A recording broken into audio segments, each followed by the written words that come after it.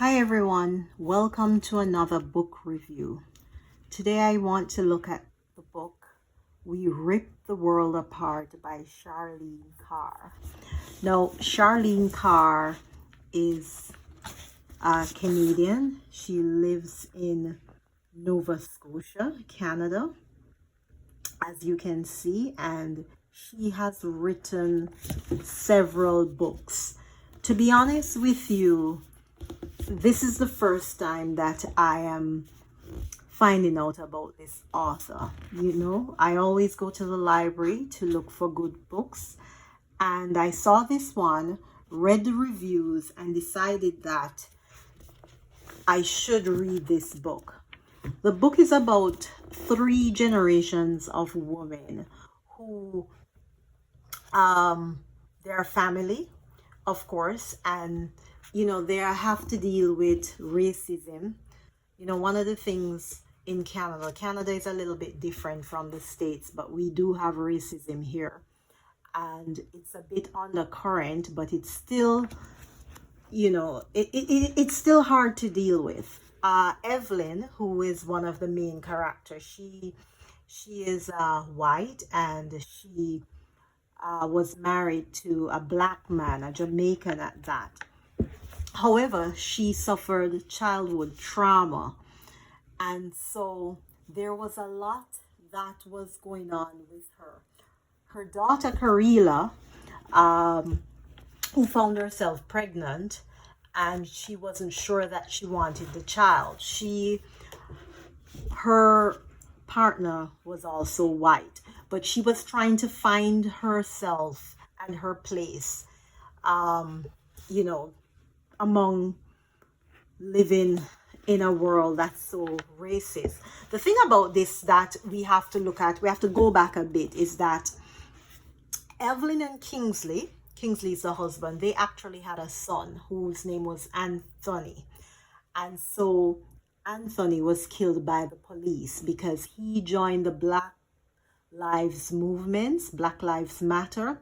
And so though his parents didn't want that of him, he had questions, which I think happened with so many children who are of mixed race. You try and find, what is your purpose in life? And you're just in between. The thing about this, for me, this was a powerful book, is that we think that we're so different, in the sense that for years we have been fighting against racism. There's a war going on between different races, which to me is all manufactured. It's a way to keep us divided. But yet still, we are no different. We are more alike than we seem. It's only the color of our skin that's different. So for example, Evelyn, who is white, she suffered from childhood trauma, as well as Kingsley, who is black, also had childhood trauma. So it's not about sometimes like one race being better than the other, but yet still we're led to believe that this is so.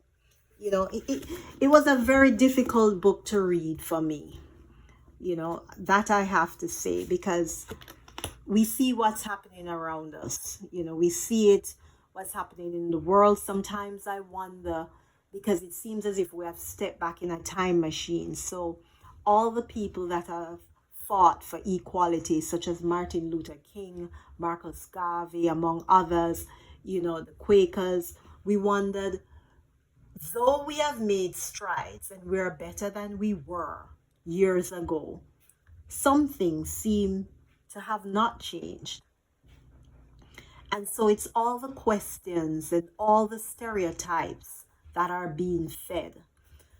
So for me, this book was powerful. It was sad, it was inspirational at the same time. My emotions were just all over the place. And so Karila, that is, she's the daughter, and those were the questions that she had because she lost her brother. She wanted answers, of course, and she just didn't know where she belonged in the world. And I certainly can relate, because there's just this whole big thing.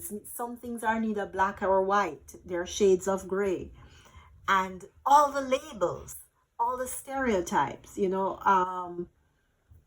you're mixed, you're neither accepted by either side. I mean, we have heard all of this. And so she wasn't even sure if she wanted to bring a child into the world.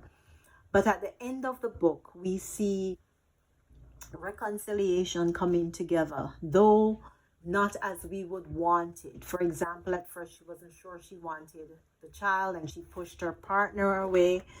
But we see where, they could find a common ground and they decide that, okay, they can co-parent, though not together, being together. As well as Evelyn, she also had her own struggles. Her husband, Kingsley, eventually died because from his son had died, which he was shot by the police. He was just never the same.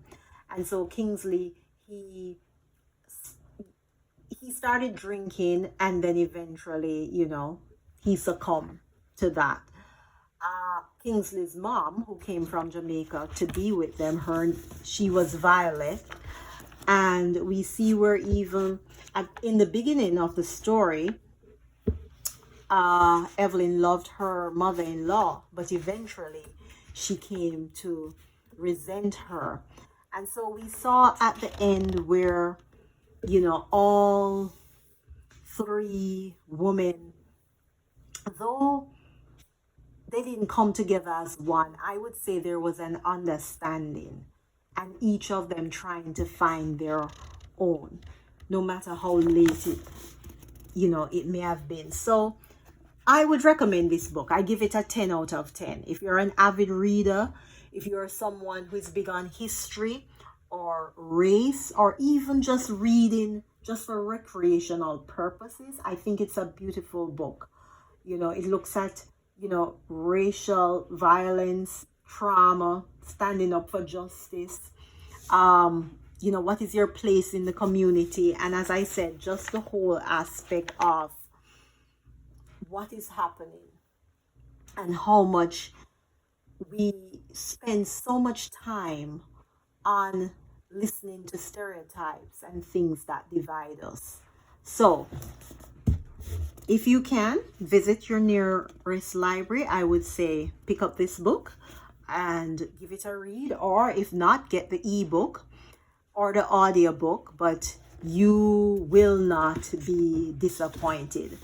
And I find that this author writes very well, and so she actually has other books which I am going to try and see if I can get another book written by her in the library. Okay, thank you.